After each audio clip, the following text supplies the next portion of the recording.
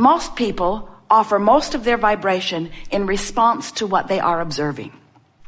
So then, because observing good things makes you feel good and observing bad things makes you feel bad, then you set out as individuals and as cultures, certainly as governments, you set out to try to control the circumstances because you've already proven to yourself that attention to that good feeling thing makes me feel good and attention to that bad feeling thing makes me feel bad. So I guess we should just all, you say, control the circumstances so that we can feel good about more things.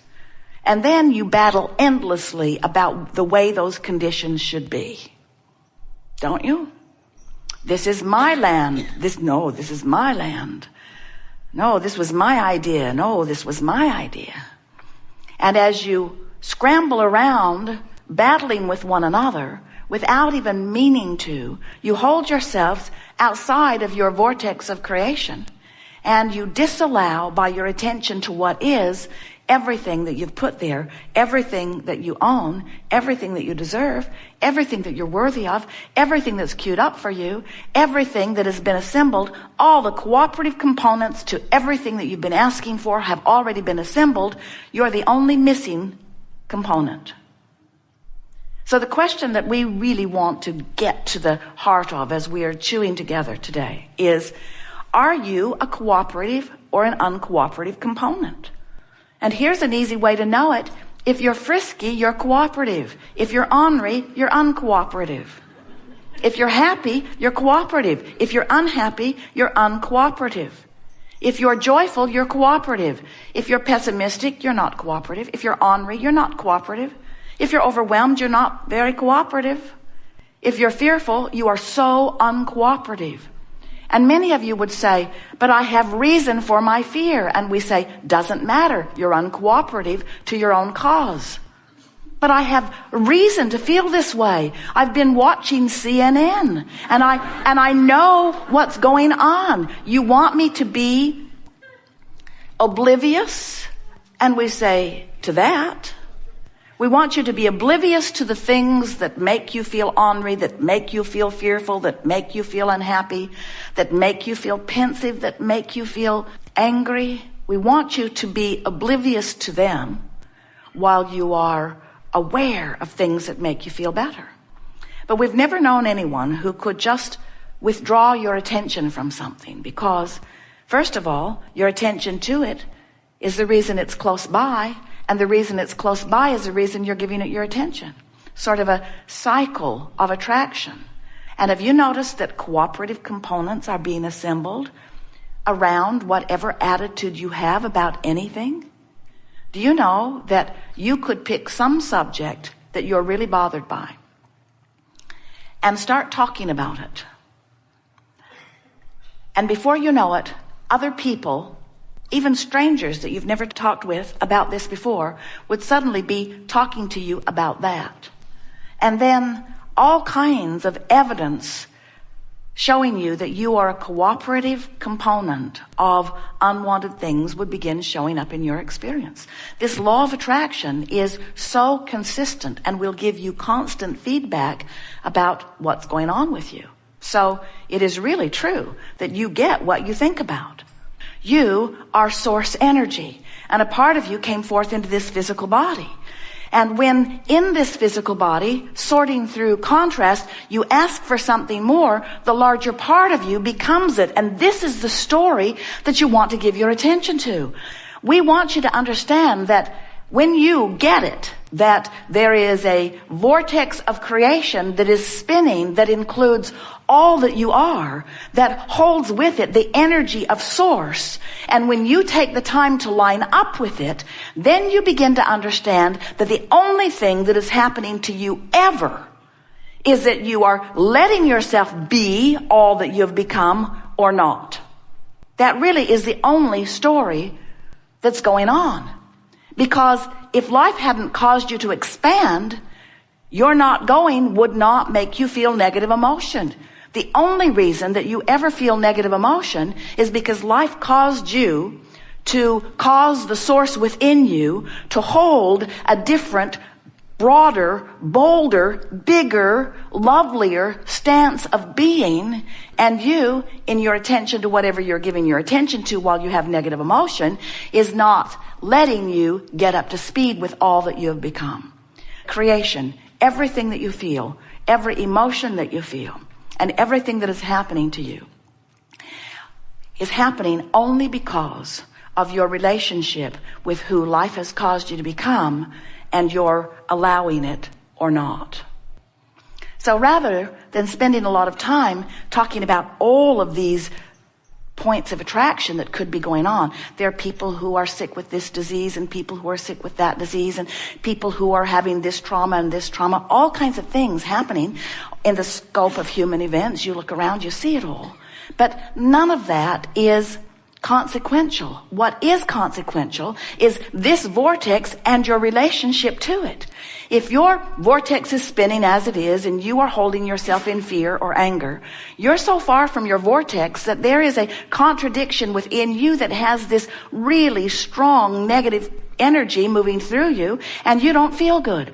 When you get over into the vicinity of hope, closer to your vortex, you feel so much better because there's less resistance within you.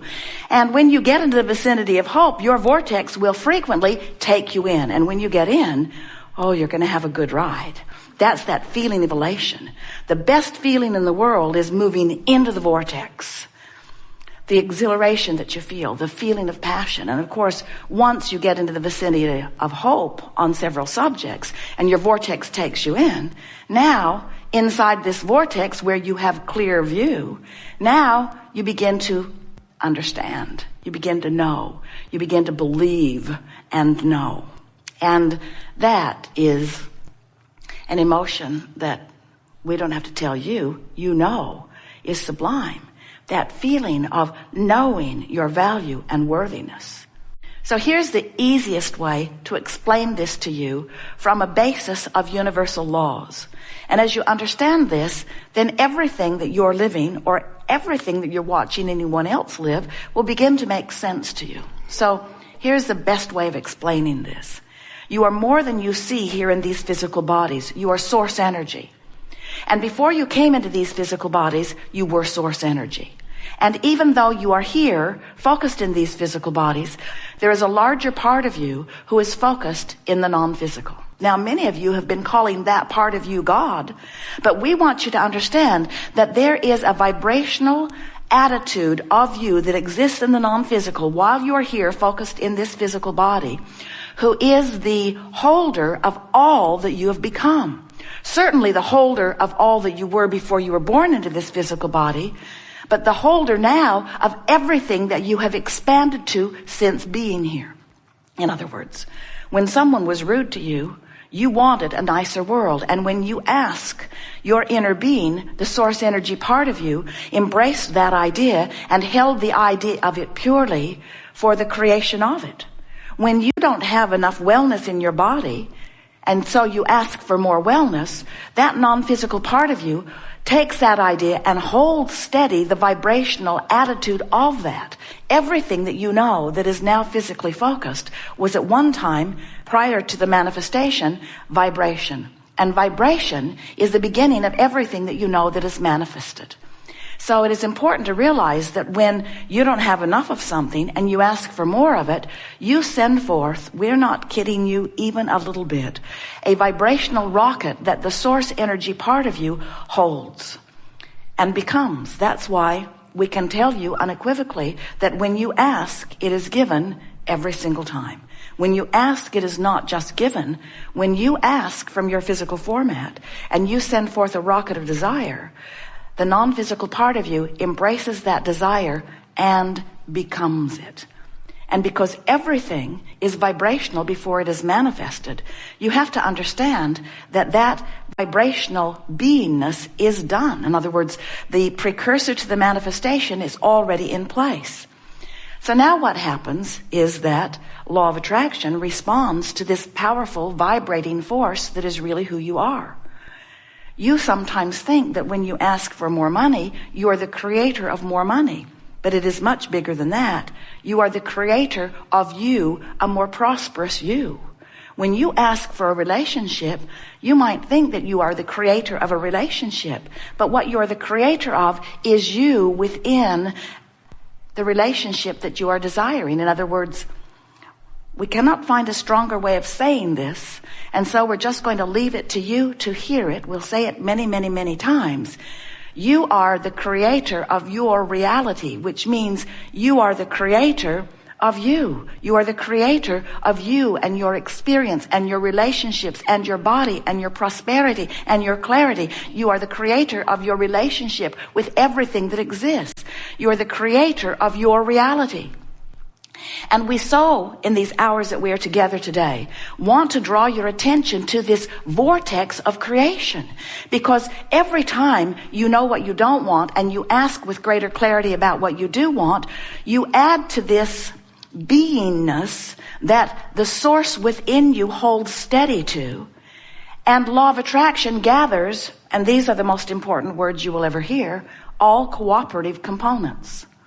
So you have a vortex of creation, an assembly of all things wanted, circumstances and events, other people, attitude, information, everything that is necessary to satisfy the questions you're asking, the problems you're looking for solutions for, the creations you're creating.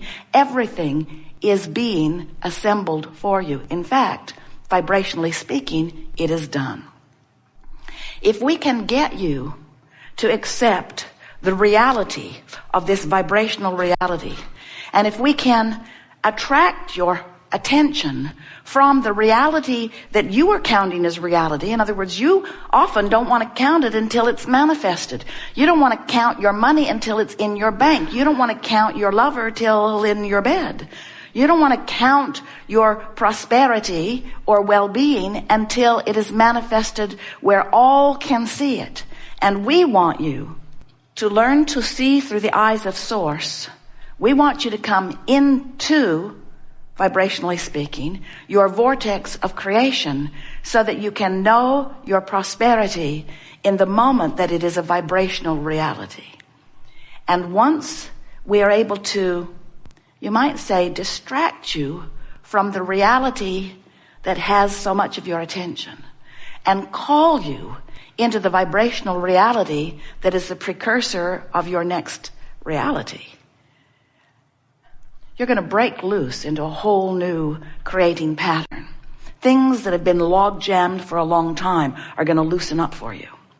When you want something, let's say more money, and you are so aware of how much money you have and so aware of what your debt to income ratio is, and so aware of what's going on in the economy, or so aware of the reality of what is right now, this red hot minute.